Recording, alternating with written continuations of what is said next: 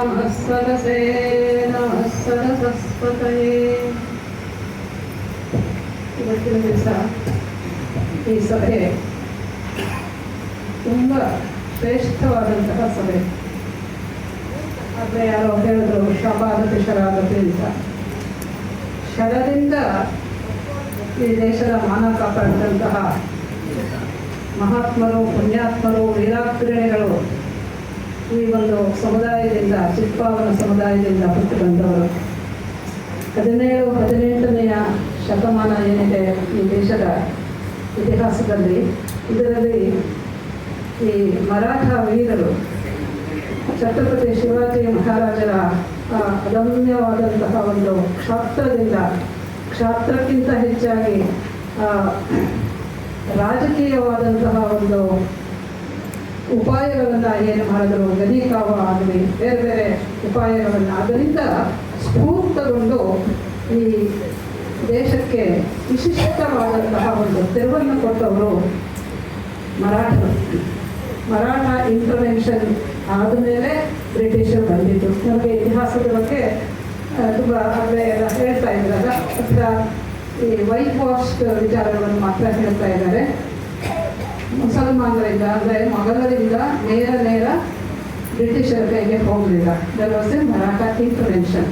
ಈ ಮರಾಠ ಇಂಟರ್ವೆನ್ಷನ್ ಅಂತ ಏನಿದೆ, ಮರಾಠರು ಬಂದು ತಮ್ಮ ಕೈಗೆ ತಗೊಂಡ್ರಲ್ಲ ದೇಶದ ಚುಕ್ಕಾಣಿಯನ್ನು, ಅದರಲ್ಲಿ ಅತ್ಯಂತ ಪ್ರಮುಖವಾದಂತಹ ಪಾತ್ರವನ್ನು ವಹಿಸಿದವರು ಅಂತ ಹೇಳಿದ್ರೆ ಚಿತ್ಪಾವನ ಬ್ರಾಹ್ಮಣ ಸಮುದಾಯ, ಇನ್ಕ್ಲೂಡಿಂಗ್ 1857.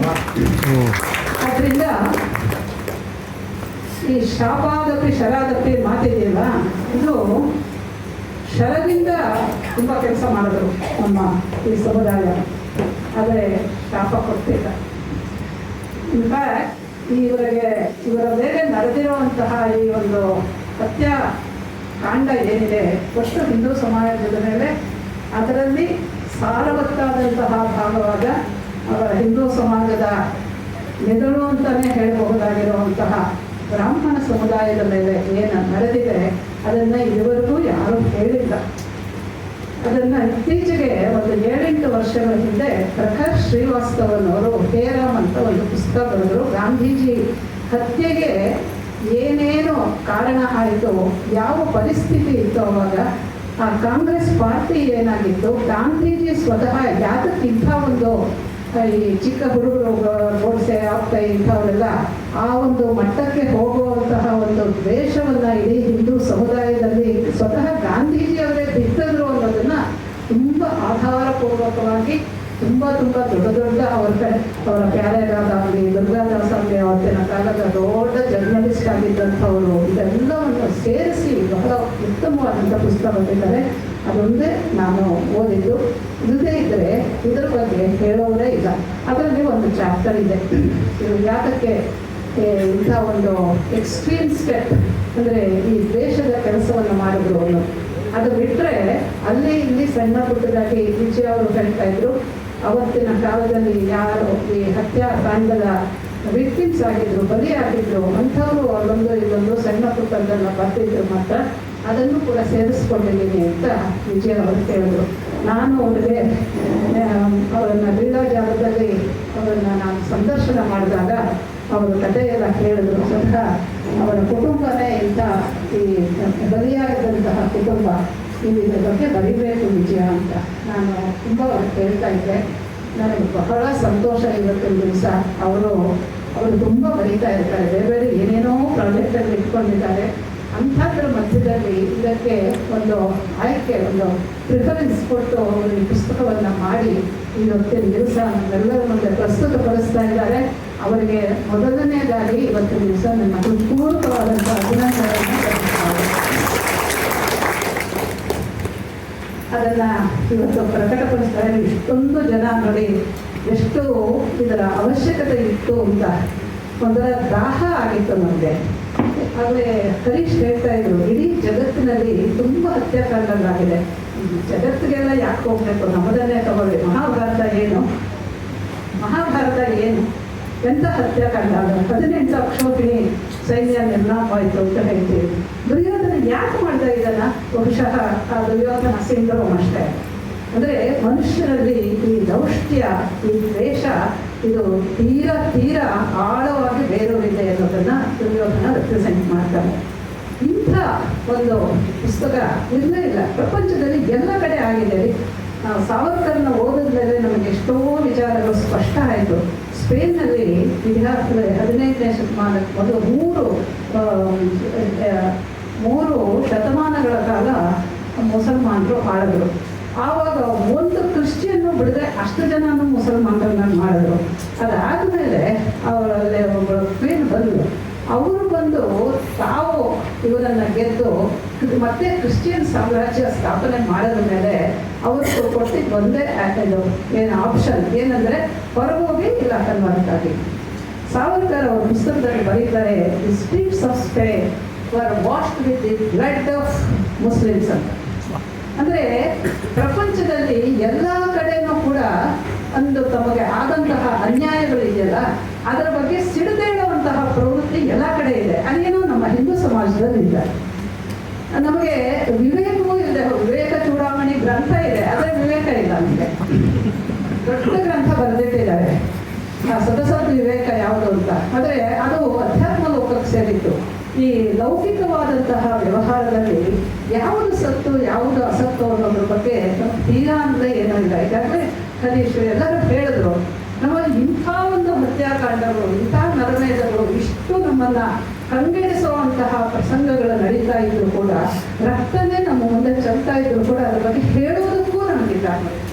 ಇಂಥ ಈ ದುಸ್ಥಿತಿ ಯಾಕೆ ಬಂದಿದೆ ಗೊತ್ತಿಲ್ಲ. ಆ ವಿಚಾರದಲ್ಲಿ ನಿಜವಾಗೂ ನಾವು ಹಿಂದೆನೇ ಓದ್ಬಿಟ್ಟಿದ್ದೀವಿ. ಪ್ರಕೃತಿಗೆ ಅವ್ರು ಹೇಳಿದ್ರು ಇದ್ರ ಬಗ್ಗೆ ಹಾಲೋಕಾಸ್ಟ್ ಮ್ಯೂಸಿಯಂ ಅವರು ವಿಯೆಟ್ನಾಮಲ್ಲಿ. ನಾನು ಕಾಂಬೋಡಿಯಾಗೆ ಹೋಗಿದ್ದೆ, ಅಲ್ಲಿ ಆ ಪೋಲ್ ಪಾಟ್ ನಡೆಸಿದಂತಹ ಒಂದು ಕಾಂಡ ಇದೆಯಲ್ಲ ಅದ್ರ ಬಗ್ಗೆ ಒಂದು ಮ್ಯೂಸಿಯಂ ಇದೆ. ನಮ್ಮಲ್ಲಿ ಎಲ್ಲೂ ಇಲ್ಲ. ನಮ್ಮಗಳ ಮುಂದೆ ನಮ್ಮ ತಾತಂದರು, ನಮ್ಮ ಪೂರ್ವಜರೇ ಇಂಥ ಒಂದು ನರಮೇಧಕ್ಕೆ ಬಲಿಯಾಗಿದ್ರು ಕೂಡ ತುಂಬ ಅದನ್ನು ಹೇಳ್ಕೊಳ್ಳೋದಕ್ಕೆ ನಾವು ಬರಲ್ಲ. ಇವತ್ತು ಜನ ಏನು ಹೇಳ್ತಾರೆ ಗೊತ್ತಾ, ಹಿಂದಿಂದೆಲ್ಲ ಯಾಕೆ ಎದುರ್ಬೇಕು ಅಂತ. ಇಷ್ಟು ಮೂರ್ಖರಾಗಿ, ಇಷ್ಟು ಸ್ಟುಪಿಡಿಟಿ ನಮ್ಮ ಜನಕ್ಕೆ ಹೇಗೆ ಬಂತು ಅಂತ. ಅಕೀರ್ತಿಕರ ಅರ್ಜುನ ಅಂತ ಹೇಳಿದ್ರೆ ಅಸ್ವರ್ಗ್ಯಂ ಕೀರ್ತಿಕರ ಅಂತ ಒಂದು ಅಕೀರ್ತಿಕರವಾದಂತಹ ಯಾವ ಭಾವನೆಗಳಿದೆ ಅದನ್ನು ನಾವು ಮೈಗೂಡಿಸ್ಕೊಂಡ್ಬಿಟ್ಟಿದ್ದೀವಿ ಅನ್ನೋದು. ಮುಂದುವರಿಸಿದ ಹೀಗೆ ಇವತ್ತಿನ ದಿವಸ ಈ ಕಾರ್ಯಕ್ರಮವನ್ನು ರೂಪಿಸಿದಾರಲ್ಲ ನಮ್ಮ ಹರ್ಷ ಮತ್ತು ಡಾಕ್ಟರ್ ತೇಜಸ್ವಿನಿ ಅನಂತಕುಮಾರ್ ಅವರಿಬ್ಬರಿಗೂ ಕೂಡ ನಾನು ಪೂರ್ವಕವಾದಂಥ ಅಭಿನಂದನೆಗಳನ್ನು, ಕೃತಜ್ಞತೆಗಳನ್ನು ಸಲ್ಲಿಸ್ತಾ ಇದ್ದೇನೆ. ಯಾಕೆಂತಂದರೆ ತೇಜಸ್ವಿನಿ ಅವರು ಕೂಡ ಅವರ ಈ ಸೇವಾ ಭಾವನೆ, ಅವರ ಒಂದು ರಾಷ್ಟ್ರ ಭಾವ ಇದೆಲ್ಲ ನಮಗೆ ಸ್ಪಷ್ಟವಾಗಿ ಗೊತ್ತಿದೆ. ಅವರು ಅದನ್ನೇ ಮುಂದುವರಿಸಿಕೊಂಡು ಇವತ್ತು ಈ ಕಾರ್ಯಕ್ರಮಕ್ಕೆ ಅನುವು ಮಾಡಿಕೊಟ್ಟಿದ್ದಾರೆ. ಅದಮ್ಯ ಚೇತನದಲ್ಲಿ ಹೆಸರು ಎಷ್ಟು ಚೆನ್ನಾಗಿದೆ ತೇಜಸ್ವಿನಿ ಅವರೇ. ಅದಮ್ಯವಾದಂತಹ ಚೇತನ ಇದು. ಬ್ರಾಹ್ಮಣರದ್ದು ಅಷ್ಟೇ, ನಿಜವಾಗ್ಲೂ ಅದಮ್ಯ ಚೇತನ. ನೋಡಿ, ಇಷ್ಟು ಇದಕ್ಕೆ ಏನು ಅತ್ಯಾಚಾರಕ್ಕೆ ಒಳಗಾದರೂ ಕೂಡ ಇವತ್ತು ಎಷ್ಟೊಂದು ಜನ ಅದನ್ನು ನಮ್ಮ ಡಾಕ್ಟರ್ ವಿಜಯ ಅವರ ಪುಸ್ತಕದಲ್ಲಿ ಸ್ಪಷ್ಟ ಮಾಡಿದ್ದಾರೆ. ಒಂದು ಅವರ ಮೇಲೆ ಆದಂತಹ ಅತ್ಯಾಚಾರ, ಅನಾಚಾರ, ಹತ್ಯಾಕಾಂಡ, ನರಮೇಧ. ಇನ್ನೊಂದು ಇಂಥ ಈ ಸಮುದಾಯದಲ್ಲಿ ಎಷ್ಟು ಅದ್ಭುತವಾದಂತಹ ವ್ಯಕ್ತಿಗಳು ಹುಟ್ಟು ಬಂದಿದ್ದಾರೆ, ಎಷ್ಟು ಆದರ್ಶಕವಾಗಿ ಇವತ್ತಿಗೂ ನಾವು ಸ್ವೀಕರಿಸಬಹುದು ಅನ್ನೋ ರೀತಿಯಲ್ಲಿ ಇರುವಂಥದ್ದು. ಅದರಿಂದ ಈ ಪುಸ್ತಕದಲ್ಲಿ ಒಂದು ಪಾಸಿಟಿವ್, ಒಂದು ನೆಗೆಟಿವ್ ಎರಡೂ ಕೂಡ ಇದೆ.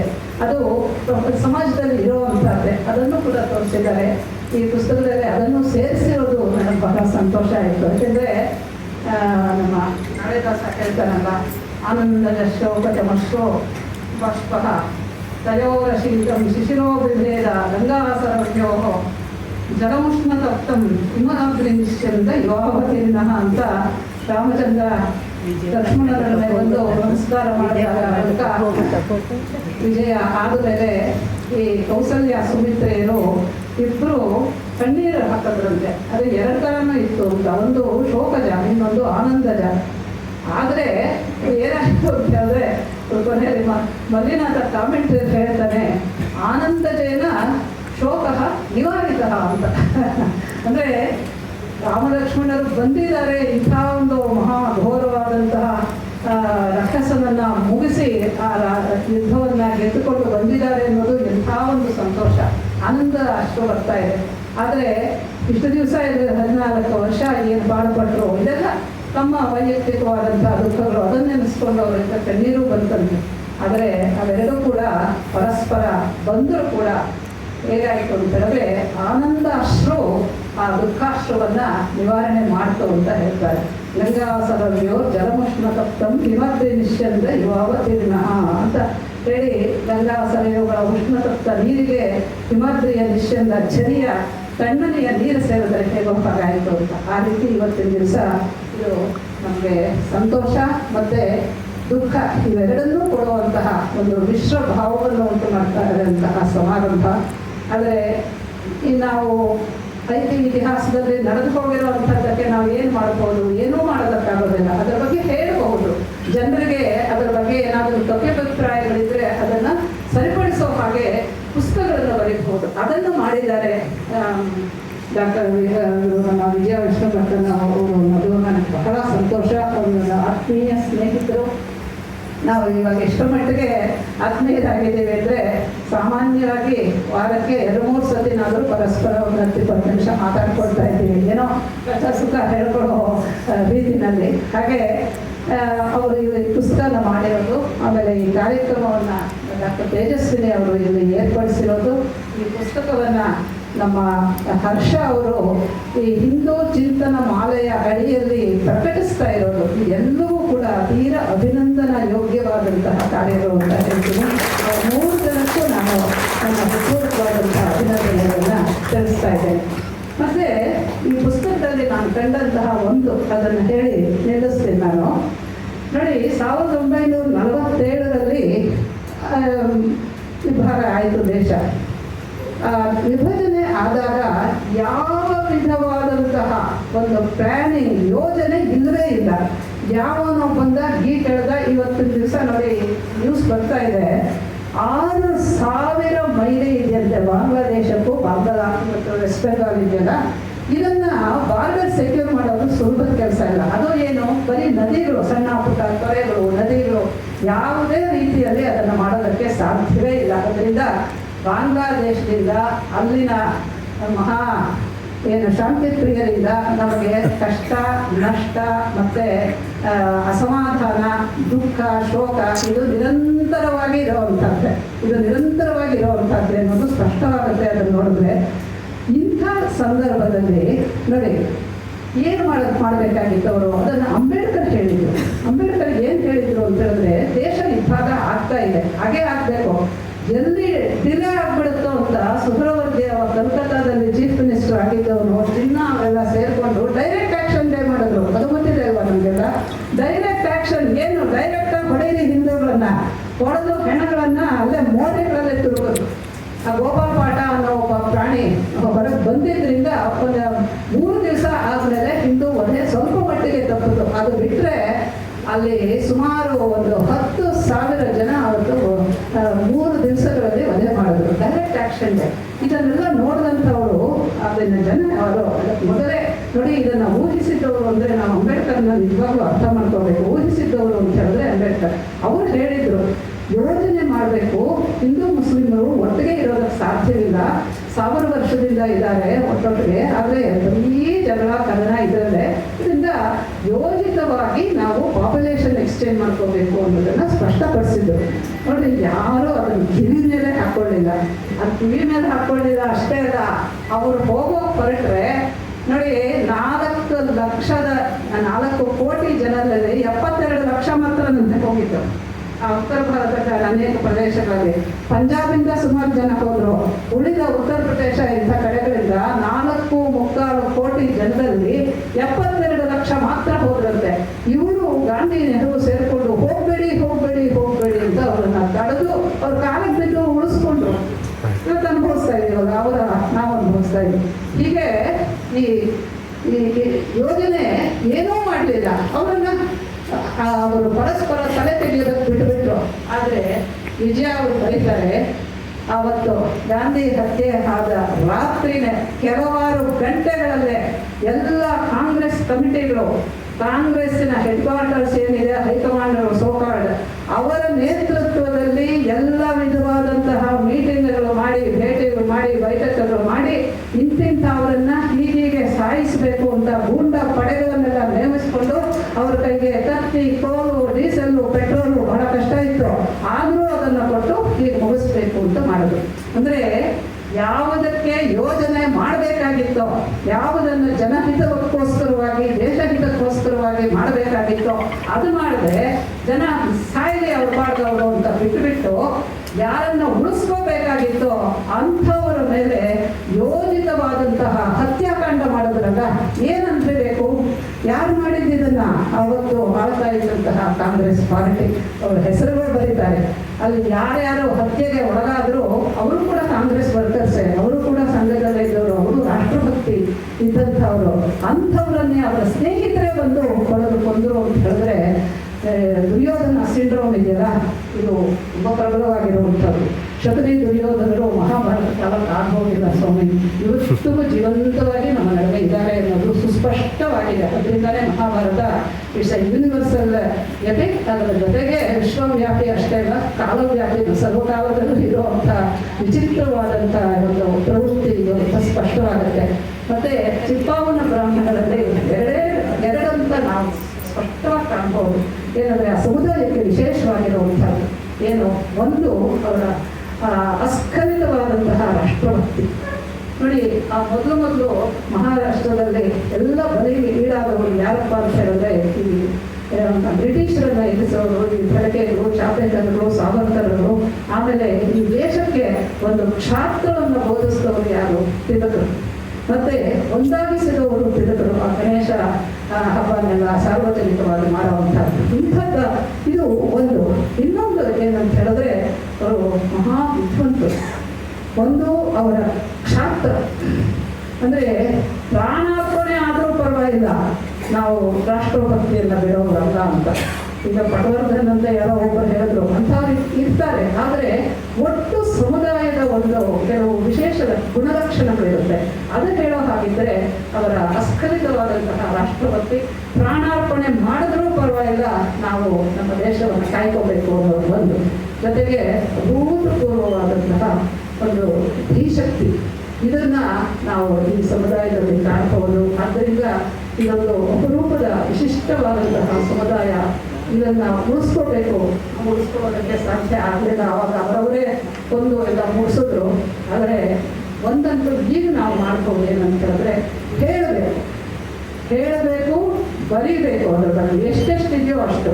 ಈಗಾಗಲೇ ಹೇಳಿದ್ರಲ್ಲ, ನಮ್ಮಲ್ಲಿ ಭಾರತದಲ್ಲಿ ಮಾತ್ರ ನಮ್ಮ ಮೇಲೆ ನಡೆದಿರುವಂತಹ ಅತ್ಯಾಚಾರಗಳ ಬಗ್ಗೆ ಯಾರೂ ಬಾಯಿ ಬಿಡೋದಿಲ್ಲ. ನಾನು ಲೀಲಾಜಾಲದಲ್ಲಿ ಯಾವಾಗಲಾದ್ರೂ ಏನಾದರೂ ಹೇಳಿದ್ರೆ ತುಂಬ ಜನ ನನಗೆ ಫೋನ್ ಮಾಡ್ತಾರೆ, ತುಂಬ ಧೈರ್ಯ ಇದೆಲ್ಲ ಹೇಳ್ತಾರೆ. ಈಗಲೇ ಧೈರ್ಯ ಇರೋದನ್ನ ಸತ್ಯಮೇವ ಜಯತೆ ಸ್ವಾಮಿ, ನೀವು ಘೋಷವಾಕ್ಯ ಇಟ್ಕೊಂಡ್ಬಿಟ್ಟಿದ್ದೀರಲ್ಲ, ಎಲ್ಲಿ ಸತ್ಯ ಯಾವಾಗ ಜಯಿತೆ? ನನಗೆ ಅದೇ ಪ್ರಶ್ನೆ ಬಂದಿರುವಂಥದ್ದು. ಯಾರೋ ಉತ್ತಿಷ್ಠತ ವ್ಯಾಕೃತ ಅಂತೆಲ್ಲ ಹೇಳ್ತಾರಲ್ಲ ವಿವೇಕಾನಂದರು ಅಂತ ಯಾರೋ ಹುಡುಗರು ಹೇಳಿದ್ರಂತೆ. ಆದರೆ ಸರ್ ಎಷ್ಟೊತ್ತಿಗೆ ಉತ್ತಿಷ್ಠತ ಅಂತ ಹೇಳಿಲ್ಲ ಅಂತ ವಿವೇಕಾನಂದ. ಆ ರೀತಿ ಸತ್ಯಮೇವ ಜಯಿತೆ ಸರಿ, ಯಾವಾಗ ಸತ್ಯ ಜಯಿಸೋದು? ಇದೆಲ್ಲ ಸತ್ಯವಾದ ಘಟನೆಗಳಲ್ವಾ? ಇದ್ರ ಬಗ್ಗೆ ಹೇಳೋಕ್ಕೂ ಯೋಗ್ಯತೆ ಇಲ್ವೋ ನಮಗೆ? ಅಷ್ಟು ಮೂಕರಾಗೋದು, ಅಂಥ ಮೂಕ ಇದೆಲ್ಲ ಆಗ್ಬಿಟ್ಟಿದೀವ ನಾವು ಅಂತ ನನಗೆ ಬಹಳ ನೋವಾಗುತ್ತೆ.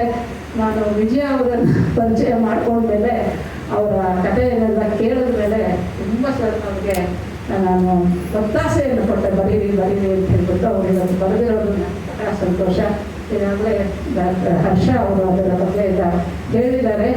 ಅವರಿಗೆ ಮತ್ತೆ ನನ್ನ ಹೃತ್ಪೂರ್ವಕವಾದಂಥ ಅಭಿನಂದನೆಗಳನ್ನು ಸಲ್ಲಿಸ್ತಾ, ಇವೆಲ್ಲ ಇಷ್ಟು ಜನ ಬಂದಿರೋದು ಇವತ್ತಿನ ದಿವಸ ತುಂಬ ಸಂತೋಷಕರವಾದಂತಹ ವಿಚಾರ. ಈ ಪುಸ್ತಕ ನಿಜವಾಗ್ಲೂ ದುಃಖವನ್ನೇ ಹೇಳ್ತಾ ಇದೆ. ನಡೆದಂತಹ ಘನಘೋರವಾದಂತಹ ನರಮೇಧವನ್ನು ಹೇಳ್ತಾ ಇದೆ. ಅಮಾಯಕರಾದಂತಹ ಅವರು ನಿಷ್ಪಾಪಿಗಳು, ಏನೂ ಅವ್ರಿಗೆ ಸಂಬಂಧವೇ ಇಲ್ಲದೆ ಇರುವಂತಹದ್ದು. ಆದರೆ ಪ್ರಪಂಚ ತುಂಬ ನಿಷ್ಠುರವಾಗಿದೆ, ತುಂಬ ಕ್ರೂರವಾಗಿದೆ. ಇದರ ಒಂದು ಛಳಕನ್ನು ಅವರು ಈ ಪುಸ್ತಕದಲ್ಲಿ ತೋರಿಸಿದ್ದಾರೆ. ಅದರಿಂದ ನಾವೆಲ್ಲ ಓದಬೇಕು.